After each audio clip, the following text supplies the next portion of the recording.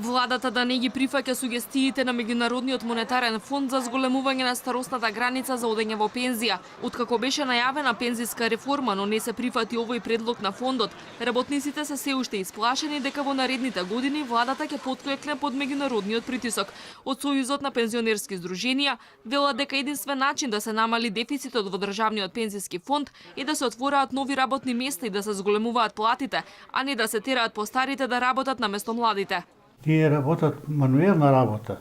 Ти не можеш да издржаш сега да одат во пензија жените со 62 години, а да замислите сега ако биде тоа на 65, 66, 67 години, многу тешко ќе го издржат. А треба и да живеат во тетото животно доба. За пензионерите е неприфатлив ниту предлогот за затегање на условите за предвремено пензионирање.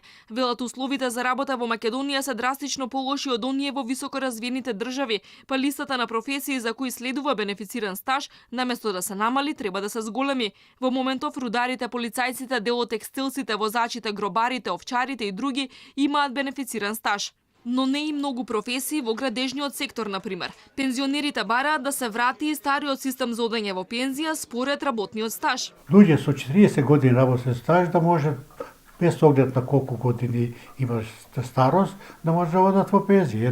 Некогаш беше 60 години со живот и 40 години стаж, така отидов јас во пензија. Пензионерите се против процентуалното зголемување на пензиите 2 пати годишно согласно растот на платите и трошоците на живот. Велат на овој начин се зголемува јазот во примањата меѓу сиромашните и богатите пензионери. Бараат еднократно покачување за оние со најниски пензии. Да се води сметка за тие со пониски пензии, да се даде за нив годишно еднократно зголемување на пензиите, за да може овој јаз сега што се создава помеѓу најниската пензија и највисоката пензија, станува се поголем.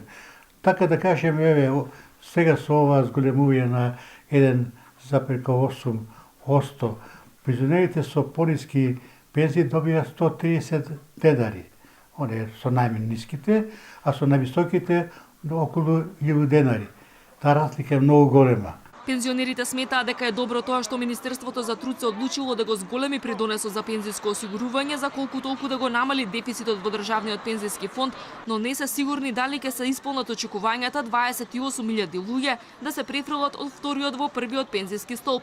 Велат секој треба лично да си направи математика дали би му се исплател тој потек. Анализите покажале дека пензијата минимално би им се зголемила, но и дека треба да се има в предвид дека ако осигуреникот почине пред да се пензионира, семејството не би ги добило инвестираните средства.